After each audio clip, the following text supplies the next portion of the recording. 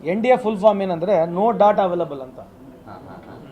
NDA full form ಏನಂದರೆ ಮೋದಿಯವರ ಸಾಧನೆ NDA ಅಂತಂದರೆ ನೋ ಡಾಟಾ ಅವೈಲಬಲ್. ನಾನು ಯಾಕೆ ಹೇಳ್ತೇನೆ ಅಂತಂದರೆ ಇಲ್ಲಿವರೆಗೆ 11 ವರ್ಷದ ಅವಧಿಯಲ್ಲಿ ಆಗಿರ್ತಕ್ಕಂಥ ಡಾಟಾ ಅವೈಲಬಲ್ ಇಲ್ಲ. ಹಂಗೆ ನಿಮಗೆ ಎಲ್ಲನೂ ಆಗಿರಲಿ, ಕಮೆಂಟ್ಗಳು ಬಂದರೆ ಅದನ್ನ ತೆಗೆಯೋದು, ಫೇಸ್ಬುಕ್ನಲ್ಲಿ ಇವ್ರು ನೆಗೆಟಿವ್ ವಿಡಿಯೋದ್ರೆ ತೆಗೆಯೋದು, ಕೇಂದ್ರ ಸರ್ಕಾರದ ಆಗುಹೋಗುಗಳ ಬಗ್ಗೆ ಎಲ್ಲ ನಾವು ಭಾಳ ಡಿಜಿಟಲ್ಲು ಆಮ್ನೆ ಡಿಜಿಟಲ್ ಕರೆದಿಯಾ ಆಮ್ನೆ ಆನ್ಲೈನ್ ಅಂತ ಹೇಳ್ತಾರಲ್ಲ, ಯಾವುದನ್ನು ಒಂದು ಡಾಟಾ ನೀವು ಗೂಗಲ್ ಮಾಡ್ಕೊಂಡು ಒಂದು ಅದನ್ನು ಆನ್ಲೈನ್ ಡಾಟಾ ಕೊಡ್ಬೋದಾ? ಕೇಂದ್ರ ಸರ್ಕಾರದ ಯಾವುದನ್ನು ಒಂದು ಡಾಟಾ ಅವೈಲಬಲ್ ಇದೆಯಾ online? NCRB report, national crime report bureau report ಏನಿದೆ ಇವತ್ತು ಅವೈಲಬಲ್ ಇದೆ, ಚೆಕ್ ಮಾಡಿ ನೋಡ್ರಿ. ಮತ್ತು ಇವ್ರೇನು ಸರ್ಕಾರ ನಡೆಸ್ತಿದ್ದಾರೆ? So NDA means no data available. ಪಾರ್ಲಿಮೆಂಟ್ನಾಗೂ ಚರ್ಚೆ ಆಯ್ತು ಸರ್, ಆ್ಯಕ್ಚುಲಿ ಕುಂಭಮೇಳದ್ದು. ಅಲ್ಲಿ ಅವ್ರು ಹೇಳ್ತಾರೆ 10 ಜನ 20 ಜನ ಅಥವಾ 30 ಜನ ಡೆತ್ ಆಗಿದ್ದಾರೆ ಅಂತ ಹೇಳಿ. ಬಟ್ ಅಲ್ಲಿ ಲೋಕಲ್ ಅವ್ರು ಹೇಳೋ ಪ್ರಕಾರ 200-300 ಜನ ಡೆತ್ ಆಗಿದ್ದಾರೆ ರೀ. JCB ಎತ್ತು ಹೋಗದಾರ ರೀ, JCB ಎತ್ತು ಹೋಗದಾರ ಹಾಕಿದ್ದಾರೆ. ಈಗ ಅದ್ರ ಬಗ್ಗೆ ಏನಾಗ್ಯದ ಗೊತ್ತಾ? ನಾವು ಏನೇ ಮಾತಾಡಿದ್ರೆ ಮೋದಿ ವಿರುದ್ಧನಂಗೆ ನಿಮಗೆ ಅನಿಸ್ಬಿಡುತ್ತೆ. ಮೋದಿಯವರು ಈ ದೇಶಕ್ಕೆ ಪರ್ಯಾಯ ಅಲ್ಲ, ಕಾಂಗ್ರೆಸ್ಸು ಈ ದೇಶಕ್ಕೆ ಪರ್ಯಾಯ ಅಲ್ಲ, BJPನೂ ಈ ದೇಶಕ್ಕೆ ಪರ್ಯಾಯ ಅಲ್ಲ. ಈ ದೇಶದ ಜನ ಎಲ್ಲಿವರೆಗೆ ಜನ ಪ್ರಜ್ಞಾವಂತರಾಗೋದಿಲ್ಲ, ಎಲ್ಲಿವರೆಗೆ ಜನ ಅರ್ಥ ಮಾಡ್ಕೊಳಂಗಿಲ್ಲ, ಇದು ಭಾಳ ಕಷ್ಟ ಪರಿಸ್ಥಿತಿಯಲ್ಲಿದೆ. ನಮ್ಮ ಬೇರೆ ಭಾಷೆದಲ್ಲಾದರೆ ಚೆನ್ನಾಗಿ ಹೇಳ್ಬೋದು, ಹೋಗ್ತದೆ, ದಿಕ್ಕು ತಪ್ಪು ಹೋಗ್ತದೆ.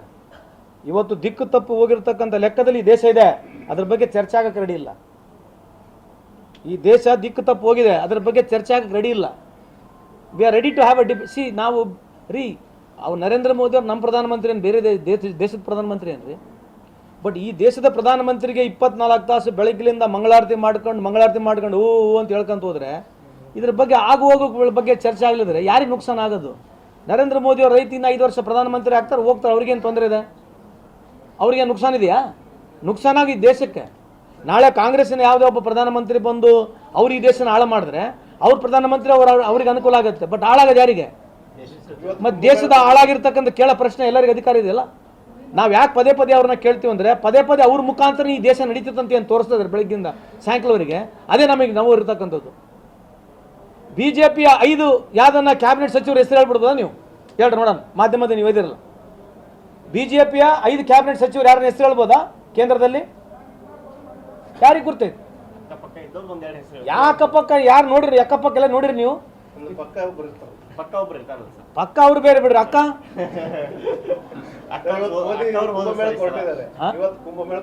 ಅದೇ ರೀ, ಇದನ್ನೇ ಅದಕ್ಕೆ ಮೊನ್ನೆ ಹೇಳ್ದಲ್ಲ ನಿಮಗೆ ಒಂದು ಸ್ಟೋರಿ ಹೇಳ್ದಲ್ಲ. ಜಾಪನೀಸ್ ಪ್ರೈಮ್ ಮಿನಿಸ್ಟರ್ ಈ ದೇಶಕ್ಕೆ ಬಂದಾಗ ಇಷ್ಟೆಲ್ಲ ನಿಮಗೆ ಕೆಲಸ ಮಾಡೋಕ್ಕೆ ಟೈಮ್ ಇದೆ, ಬುಲೆಟ್ ಟ್ರೈನ್ ಯಾಕೆ ಬೇಕಂತ ಹೇಳ್ದ. ನಾವು ಇಂಥದ್ರಾಗಿರೋದು ವ್ಯವಸ್ಥೆಯಲ್ಲಿ ಇವರು ಏನನ್ನ ಮಾಡ್ಬೋದು ರೂಲ್ಸ್ ಪ್ರಕಾರ.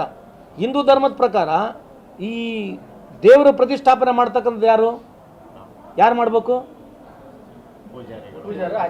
ಮತ್ತು ಇವ್ರು ಹೆಂಗೆ ಮಾಡಿದ್ರು? ಅವರು ರಾಮ ಟೆಂಪಲ್ನಲ್ಲಿ, ರಾಮ ಮಂದಿರನಲ್ಲಿ ಇವ್ರು ಹೆಂಗೆ ಪ್ರತಿಷ್ಠಾಪನೆ ಮಾಡಿದ್ರು? ನೀವ್ಯಾಕೆ ಕೇಳಂಗಿಲ್ಲ ಇದ್ರ ಪ್ರಶ್ನೆ? ನಡೀತದೆ ಪಿಕ್ಚರ್ ಅವ್ರದ್ದು. ಧರ್ಮ ವಿರೋಧಿ ಇವರು, ಆಚಾರ ವಿಚಾರ ವಿರೋಧಿ ಮೋದಿ ಅವರೇ. ಇವ್ರು ಹೆಂಗೆ ಮಾಡಿದ್ರು? ಮೋದಿಯವ್ರು OBC ಅಂತ ಅವ್ರು ಹೇಳ್ತಾರಲ್ವಾ, ಮೈ OBC ಕಾ ಹೂ ಅಂತ ಯಾರು ಹೇಳೋದು? ಮೋದಿಯವ್ರು. ಮತ್ತು ಹಂಗಂಗಿದ್ರೆ ಎಲ್ಲ ಗುಡಿಗಳಿಗೆ OBC ಅವ್ರು ಕೊಡ್ರಿ ಅವಕಾಶ. ಈಗ ಒಂದ್ಸಲಿ ಮೋದಿಯವ್ರು ಮಾಡಿರ್ತಕ್ಕಂಥದ್ದು ಎಲ್ಲರಿಗೆ ಅವಕಾಶ ಆಗ್ಬೇಕಲ್ಲ, ಮತ್ತೆ ಕೊಟ್ಬಿಡ್ರಿ ಎಲ್ಲ ಗುಡಿಗಳಿಗೆ, ಅವರಿಗೆ ಮಾಡಕ್ಕೆ ಕೊಡ್ರಿ, ಬೇರೆ ಸಮಾಜದವ್ರಿಗೆ ಕೊಡ್ರಿ. ನೀವು 24 ತಾಸು ನೀವು ಪ್ರತಿಷ್ಠಾಪನೆ ಮಾಡಕ್ಕೆ ನಿಮ್ಗೆ ಅಧಿಕಾರನೇ ಇಲ್ಲಲ್ಲ. ಇವ್ರು ಏನು ಮಾಡೋದು ನಡೀತದ ಪಿಕ್ಚರು? ನಡೀಲಿ ಪಿಕ್ಚರ್.